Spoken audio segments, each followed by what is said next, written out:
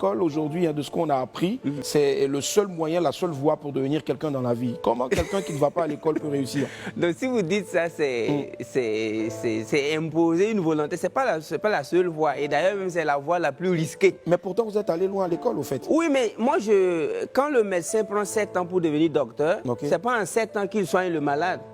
Sinon, il va le tuer. C'est en 2 minutes, 3 minutes. Donc, nous sommes allés à l'école pour sauver nos petits frères, pour sauver des générations. Nous, on part à l'école pour sauver des générations. Oui, quand dans une famille, il y a un gars qui a master, tout le monde n'a même plus obligé d'avoir BBC. Mais si le gars a son master, il n'a pas eu de boulot. C'est que c'est un faux master. Est-ce que vous voyez? Donc, c'est pourquoi, quand j'ai découvert que le plus grand voleur de tous les temps, c'est celui qui vole ton temps.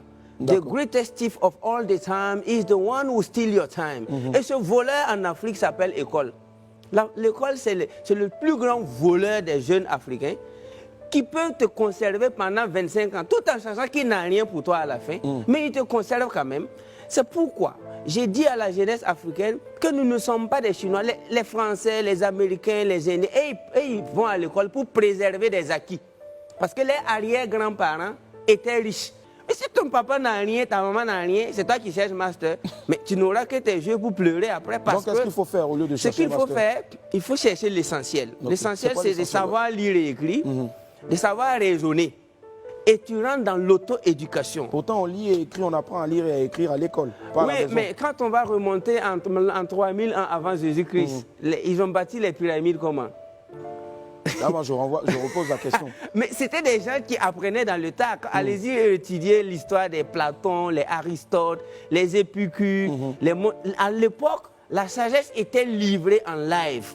Vous travaillez, ils faisaient des one-third, one-third, one-third. One-third, ça dit un tiers de ton temps, c'est pour apprendre. Un autre tiers de son temps, c'est pour appliquer. Et un autre tiers, c'est pour aider les autres. Donc, les gars prenaient cours maximum 3-4 heures par jour, et le reste c'était pour travailler et bâtir. Mais aujourd'hui, nous avons une jeunesse capable de prendre cours de 8h à 18h, comme si c'était pour fabriquer des avions. Et alors qu'après, c'est juste pour devenir chômeur. Donc, on ne peut pas risquer toute une vie et une jeunesse à la recherche d'un papier sur lequel on écrit nom, prénom, diplôme et puis cachet.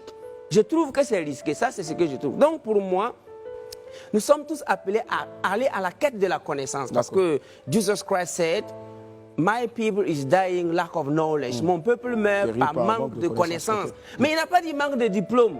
Il a dit manque de connaissance. La connaissance, c'est tout ce qu'il nous faut et tu dois payer le prix même qu'il faut pour connaître. D'accord. Mais est-ce que nous connaissons?